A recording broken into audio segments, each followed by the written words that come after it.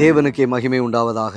எனக்கு அன்பான தேவ ஜனமே, தேவ பிள்ளைகளே, கர்த்தருடைய வார்த்தைக்கு நேராக வந்திருக்கிறதான உங்களோடு கூட கர்த்தர் இடைப்படுவாராக, பேசுவாராக.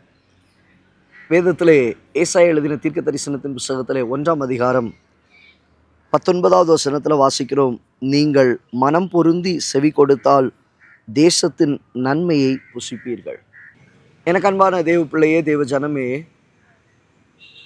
வார்த்தை சொல்லுகிறது நீங்கள் நன்மையை புசிக்க வேண்டும். நம்ம எல்லாருமே பலனை அனுபவிக்க வேண்டும் என்றுதான் நாம் விரும்புவோம். தேவன் உங்களுக்காக ஏற்படுத்தப்பட்டதான நன்மைகள் உண்டு, உங்களுக்காக ஆயத்தப்படுத்தி வைத்திருக்கிறதான நன்மைகள் உண்டு. இவ்வளவு காரியங்களை கர்த்தர் உங்களுக்காக ஆயத்தப்படுத்தி வைத்திருந்தும் அநேக நேரங்களிலே அதை அநேகர் அனுபவிப்பதில்லை, அதை பெற்றுக்கொள்ள முடிவதில்லை. அதை அவர்களுடைய வாழ்க்கையில் ஏற்றுக்கொள்ளக்கூடாதபடிக்கு வானம் அடைப்பட்டிருக்கிறது. வானம் அநேக நேரத்தில் வெண்கலத்தை போல அது மாறி விடுகிறது. அங்கிருந்து ஒன்றும் அவர்களுக்கு கிடைக்கிறதில்லை.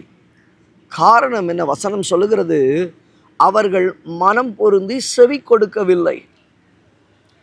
தேவனுடைய வார்த்தை சொல்லுகிறது, நீ நன்மையை அனுபவிக்க வேண்டுமானால், நன்மையை நீ சுதந்தரிக்க வேண்டுமானால், நன்மையை நீ பற்றி கொண்டு இருக்க வேண்டுமானால் மனம் பொருந்தி செவி கொடுக்க வேண்டும். உங்க மனம் பொருந்த வேண்டுங்க.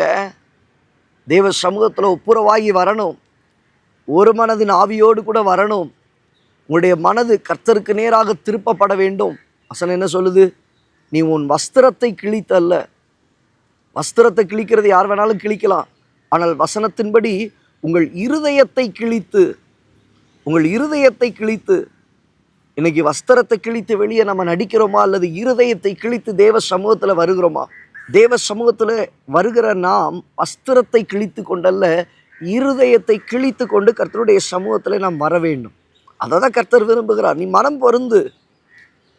எங்கெல்லாம் இன்னும் பொருந்தாமல் இருக்கிற, எங்கெல்லாம் உன்னால் பொருந்தி அமர பண்ண முடியவில்லை, சங்கீதக்காரன் அதை தான் சொல்லுகிறான், நான் என் ஆத்துமாவை அடக்கி அமர பண்ணினேன். கரெக்டாக கொண்டு போய் பொருந்த வச்சுட்டேன்.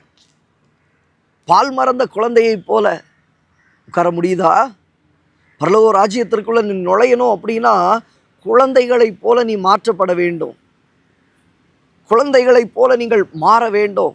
அப்போ தேசத்தின் நன்மையை புசிப்பதற்கு, பரலோகத்தின் நன்மையை நீங்கள் அனுபவிப்பதற்கு மனம் பொருந்தி செவி கொடுக்கிறதான அனுபவங்களை தேவனாகிய கர்த்தர் உங்களுக்கு தந்தருளுவாராக.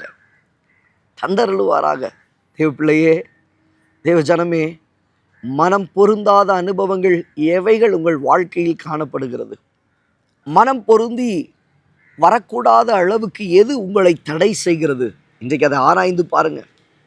ஆண்டவரே, அவைகளிலே நாங்கள் மனம் பொருந்துவதற்கு, இந்த இடத்துல நாங்கள் மனம் பொருந்தி செவி கொடுப்பதற்கு எங்கள் இருதயத்தை ஆயத்தப்படுத்தும், எங்கள் இருதயத்தை தகுதிப்படுத்தும், ஏற்ற விதமாய் எங்களை மாற்றுவீராக. நீங்கள் அப்படியாக உங்கள் இருதயத்தை ஒப்பு கொடுக்கும் பொழுது, உங்கள் மனதை பொருந்த அர்ப்பணிக்கும் பொழுது, வசனம் தெளிவாய் சொல்லுகிறது, நீங்கள் தேசத்தின் நன்மையை புசிப்பீர்கள். உங்களுக்கென்று கர்த்தர் ஆயத்தப்படுத்தி இருக்கிற சகல நன்மைகளையும் அனுபவிப்பீர்கள். அந்த இருக்கிற இடத்துல நம்ம மனம் பொருந்திட்டோன்னா அதற்குரிய நன்மை ஆட்டோமேட்டிக்காக உங்களுக்கு வந்துடுங்க. அது குடும்பமாக இருக்கலாம், சபையாக இருக்கலாம், வேலை செய்கிற ஸ்தலமாக இருக்கலாம், பிஸ்னஸாக இருக்கலாம், படிக்கிற இடமா இருக்கலாம், உங்கள் நட்பு வட்டாரமாக இருக்கலாம், விசுவாசிகளுடைய கூடாரமாக இருக்கலாம். அது எங்கேயா இருக்கட்டும், நீ பொருந்து, சரியாய் போய் பொருந்து. நீ பொருந்தாமல் நீ உன் இஷ்டத்துக்கு நிற்பனா அந்த இடத்துல அதனுடைய நன்மையை நீ அனுபவிக்க முடியாது. நீ நன்மையை அனுபவிக்கணும் அப்படின்னா நீ பொருந்தப்பட வேண்டும். மனம் பொருந்துவீர்களானால் நன்மையை புசிப்பீர்கள். கண்களை மூடி ஜெபிக்கலாமா? நல்ல தகப்பனே, இந்த வார்த்தைகளை கேட்ட உடைய பிள்ளைகளுடைய வாழ்க்கையில் தங்கள் இருதயத்திலே, தங்கள் மனதிலே ஆண்டவரே மனம் பொருந்தி கர்த்தர் ஆயத்தப்படுத்தி வைத்திருக்கிறதான நன்மையை புசிப்பதற்கு உடைய பிள்ளைகளுக்கு கிருபை பாராட்டும்.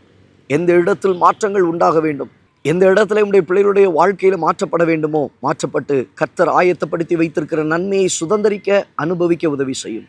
இயேசுவின் நாமத்தில் பிதாவே, ஆமென். தேவ பிள்ளையே, இன்றைக்கி அநேக நேரங்களில் நன்மையை புசிக்கக்கூடாதபடிக்கு, பெற்றுக்கொள்ளக்கூடாதபடிக்கு தடையாக இருப்பது மனம் பொருந்தாமல் இருக்கிற அனுபவங்கள்.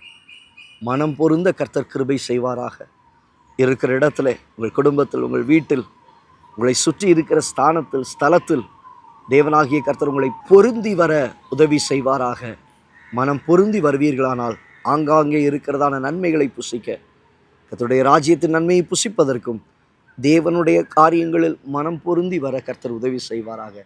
God bless you.